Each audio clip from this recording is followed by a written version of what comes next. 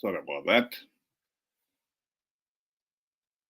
The Americans have voted and they've re-elected President Trump back into office.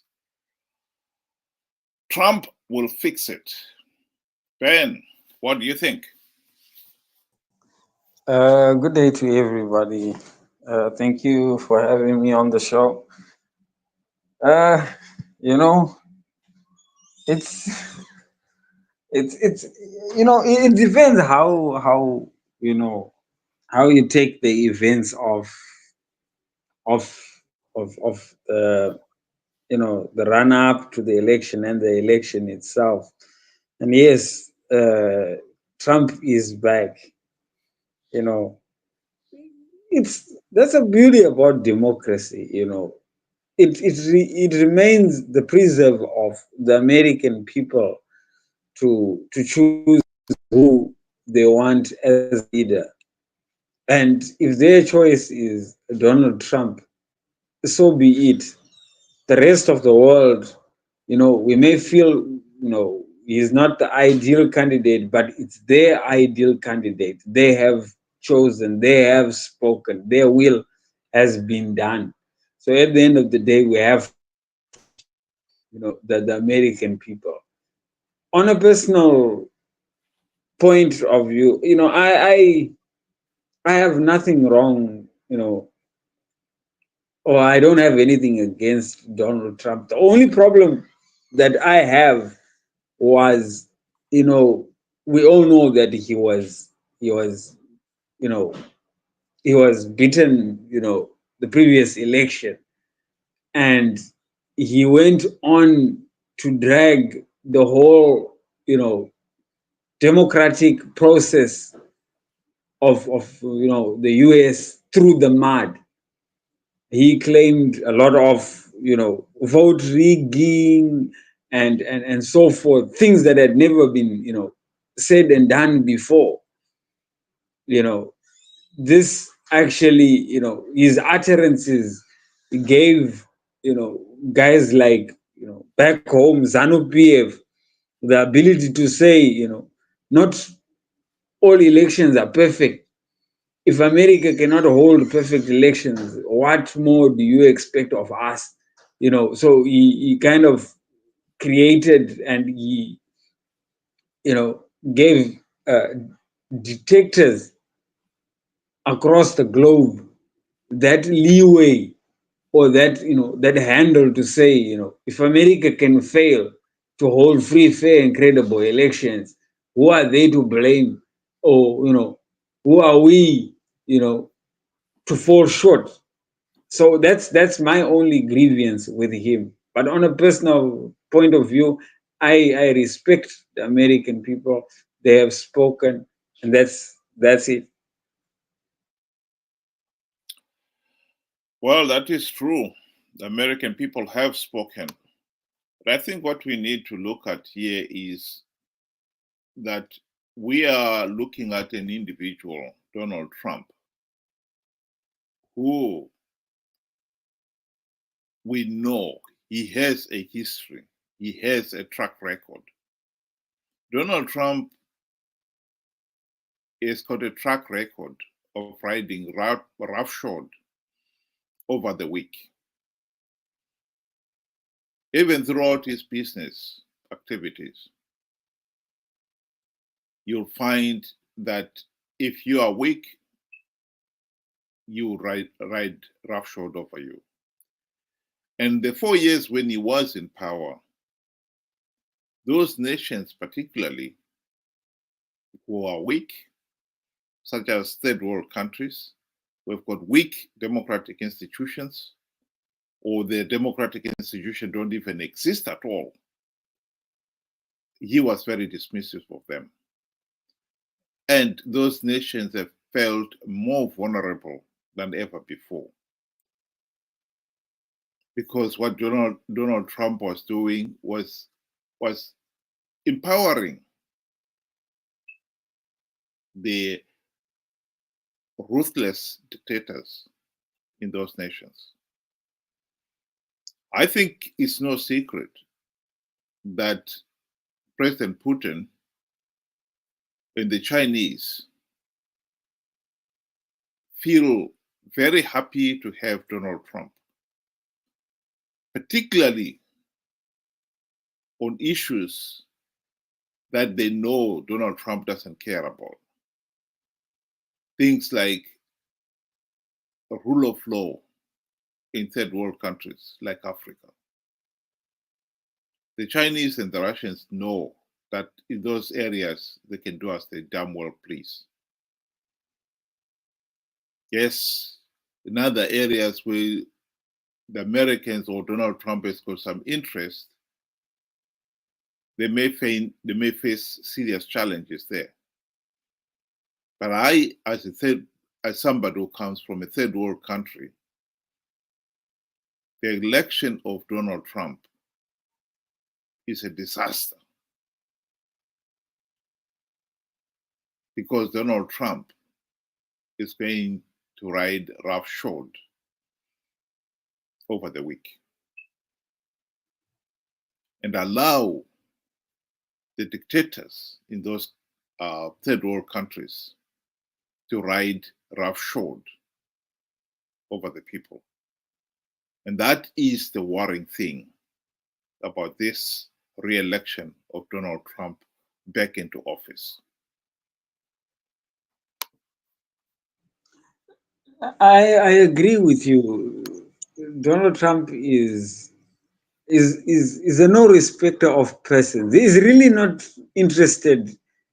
I would characterize him as an egocentric guy. He thinks, America is more superior than anything else under the sun. This is why you find he's always abusive towards, other races and other nations, Hispanics, and so forth, and he accuses others of eating pets. I mean, if, this is just who he is. Sometimes I believe, he talks and then he thinks later.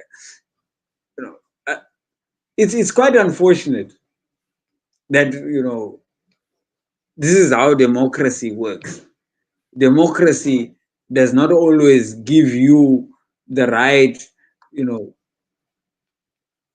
right candidate that the whole world would want.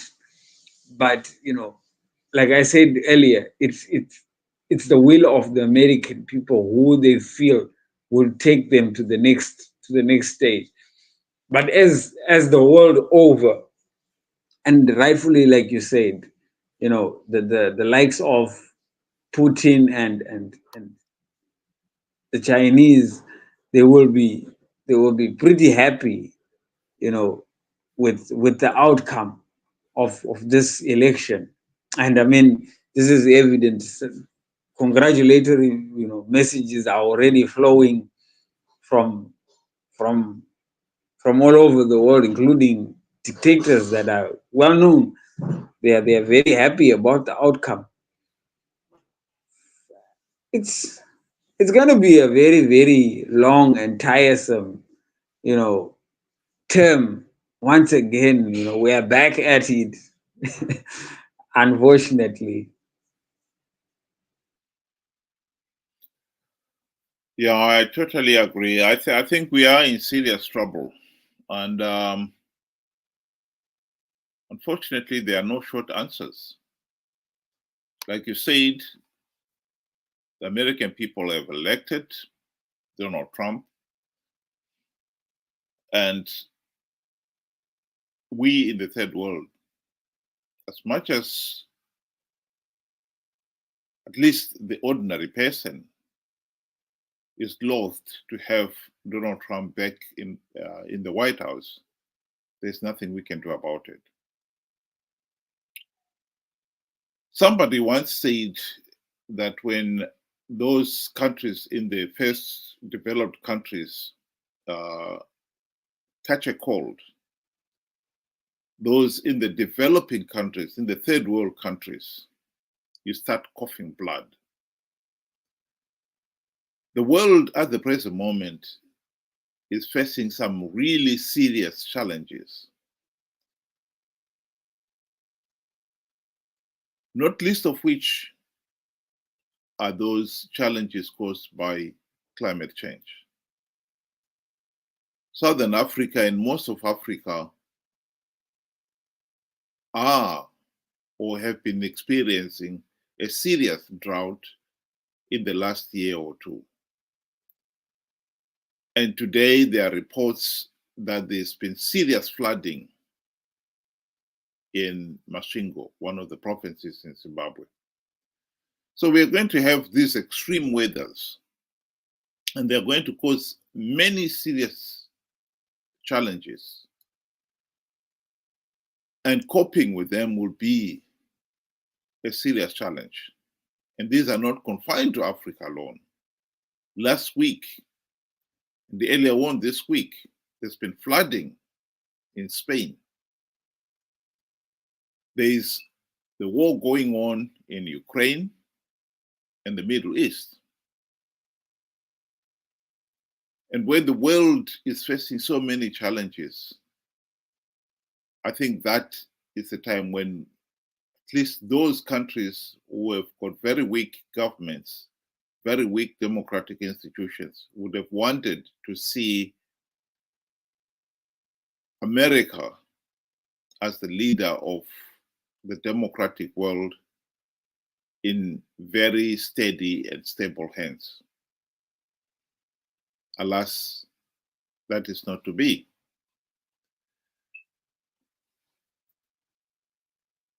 The serious economic challenges that the world is going to face in the next 4 years, when you have got an America that is so inward looking, could well mean that the rest of the third world countries, at least, have got to deal with the problems, these serious economic and political challenges, the best they can on their own.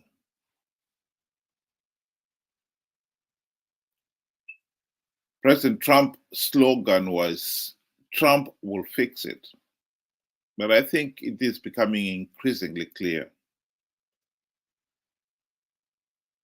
that he may fix problems, making America great again, at the expense of a stable world. And we in the third world countries are likely to come out the worst losers in this whole process. And that worries me. An inward looking America will only encourage the rest of the world to do the same. And for us in the third world, who have had to rely on the international rule of law to say, no, you cannot do that, will this time have to face tyrants like Mnangagwa on our own? Mnangagwa can rig the elections and get away with it. Like you said there, Benjamin, earlier on, when Trump instigated the invasion on Capitol Hill in 2021, January 2021, tyrants like Mnangagwa were rubbing their hands in glee. If America can do such thing, they will not dare criticize ZANU-PF for rigging elections. And indeed, they've again and again referred to it as the benchmark to justify their own tyrannical rule. And I think they are welcoming Trump back in White House for that very reason. And that, in my view, is cause for us in the third world to be seriously concerned about these developments. Thank you very much, Ben. Do you want to give your closing remark there?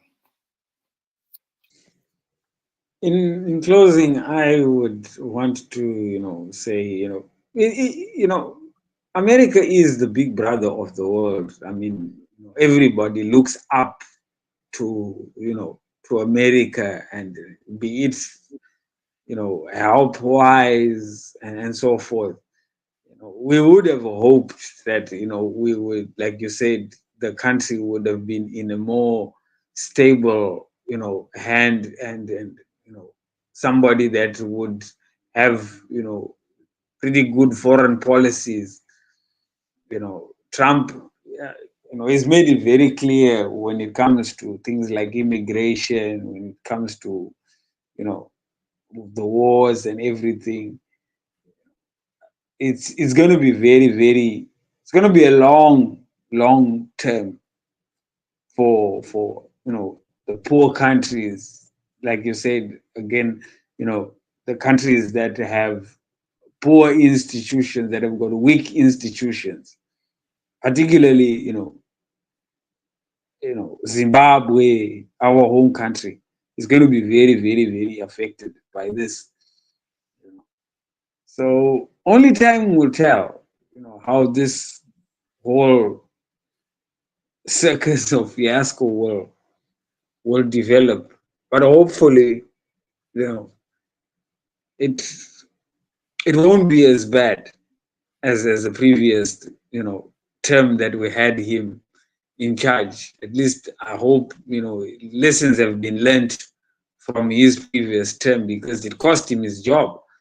So I hope, that looking forward, we would have a better term than the one that we experienced. That's what I got to say. Thank you. Well, in conclusion, I'll just want to remind people of Mnangagwa. Give Mnangagwa the last say on this issue of elections. This is what he had to say about last year's elections. Vana vakatuka ZANU-PF kana ini ndonyanyisa kufara kuita zvakanaka. Ukavona vavengi vako vachikurumbidza nekuchikanganisa, ukavona vachiti ZANU-PF yakaipa, farai. You are doing great things for your country. Homu takaita maelections edu, kuna vamwe vaitaura zvisina musoro zvikanzi maelections arafamba zvakanaka, ndezvavo.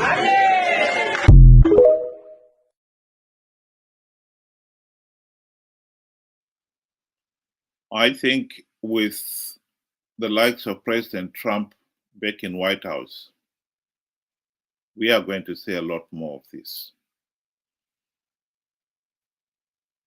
Political arrogance, total disregard of the rule of law. And with President Trump focusing on making America great, inward looking, people like Mnangagwa will be left to do as they damn well please. And we, the ordinary people, will pay dearly for it. Thank you very much, Ben. And for the listeners, thank you very much for joining us today. We hope we'll be able to join us again tomorrow. Have a good day.